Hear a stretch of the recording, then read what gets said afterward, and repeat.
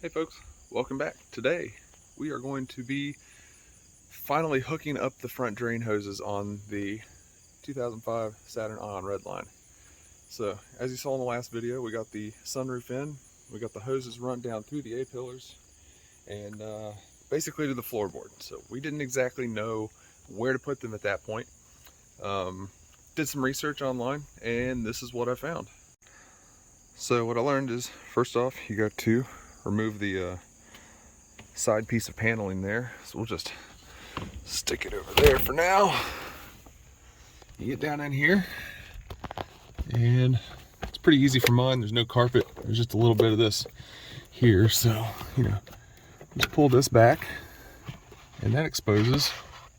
Well, the wire loom goes up in there. You take that and it's just rubber. So it just kind of pops out of there.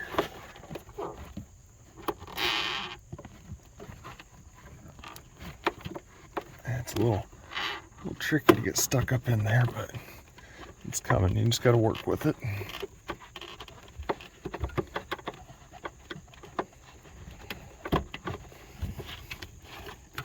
Okay, slide the wires out. And the passenger side is the hardest side, but as you can see, let's see here. You can't really see on the camera, but up in there, that gray thing right there, that is your elbow for your drain hose. So give me a second and I'm going to locate the drain tube from the sunroof and pretty much just hook it up to that. What that will do, instead of dumping it into your floorboard, it will dump it out through, again, hard to see because it's a narrow thing, but there's a nipple right there, and that elbow is the back side of that nipple, and it'll dump it straight out through your fender. So give me a moment and I will get that hooked up. I'll show you. So after using a flashlight to locate the proper hole, can't tell you how many times I've heard that. It goes in through that one, okay? There's these two smaller holes, this slightly larger one, and then that one that goes down behind the dashboard. That's not the one you want. These two go to the other side. Now, on this one, if I can zoom in, you can see the flashlight behind it there. So, the problem I was having was it was hitting the plate in front and it was coming down into an area that does not go to the drain plug.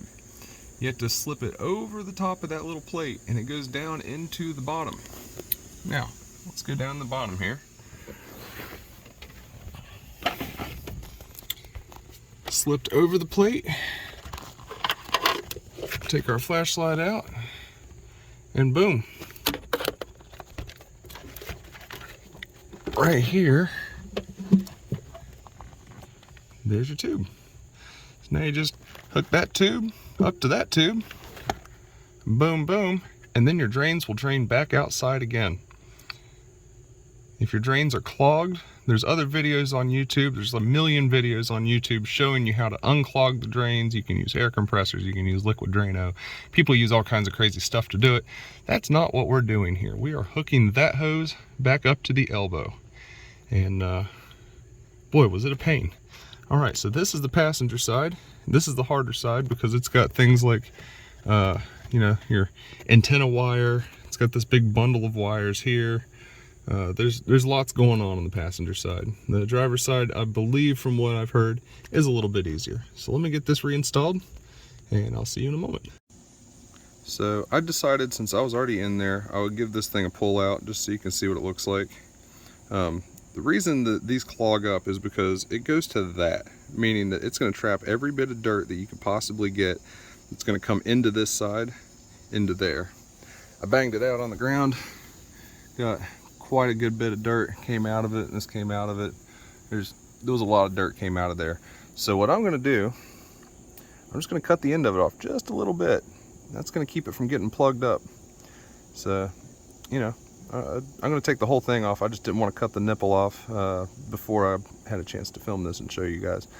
But that will probably keep it from clogging up as frequently, if ever again, once this was done. My guess is the person that owned the car before me had a clogged drain, couldn't get it unclogged, didn't exactly know what he was doing either, so he just pulled the hoses out and put a piece of plexiglass in the roof and, you know, pop riveted plexiglass to the roof, which cracked and broke all to hell.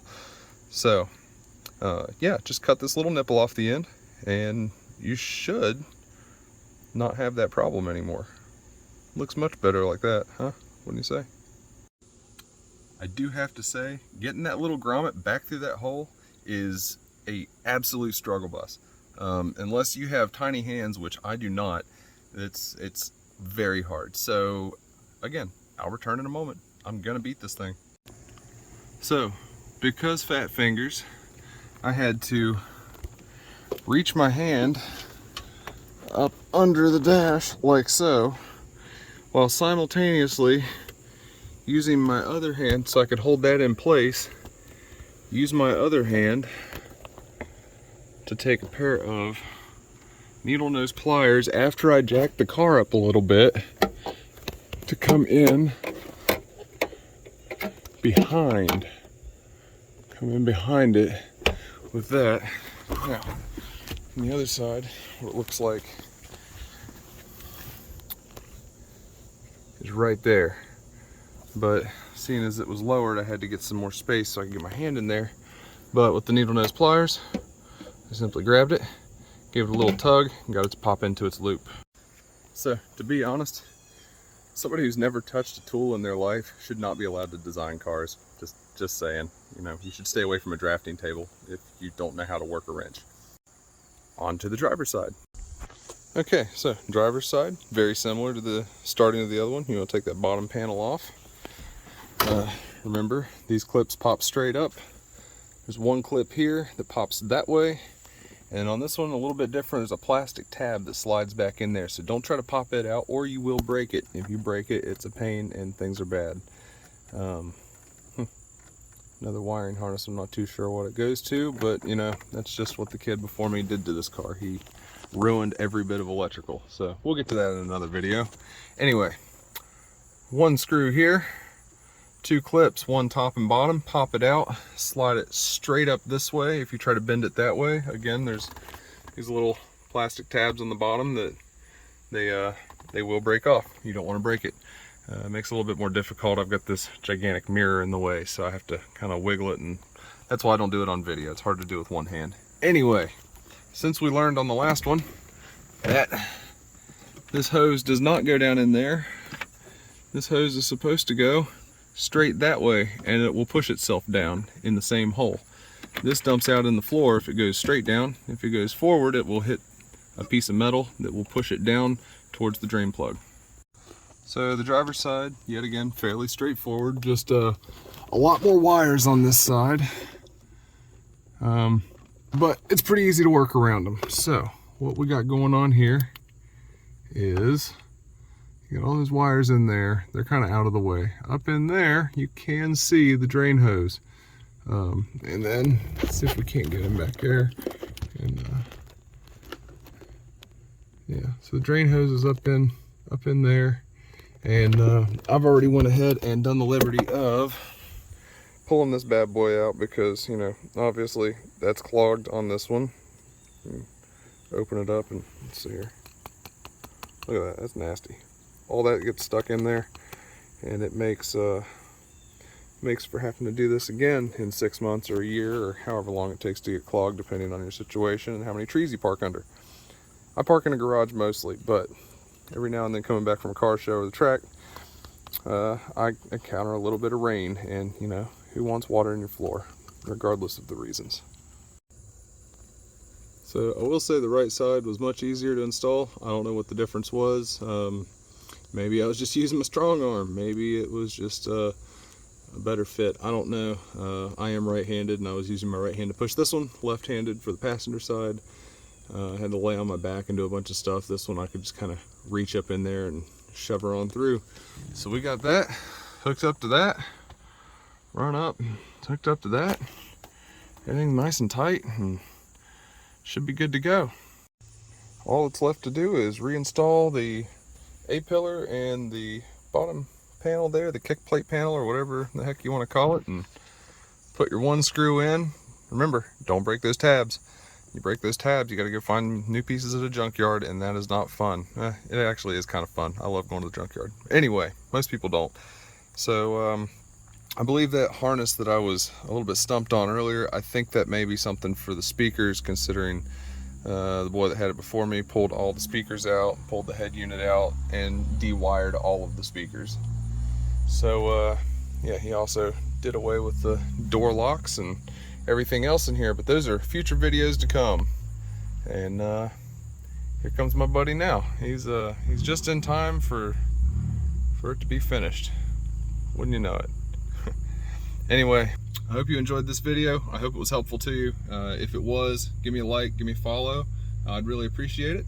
And share it with your friends. You know, who knows who's in this position too, and you know, just needs a little help finding out the right solution. It took me 6 months to figure this out, and it shouldn't have. So give me a shout, give me a like, give me a follow. I appreciate it. Till next time, guys. Peace.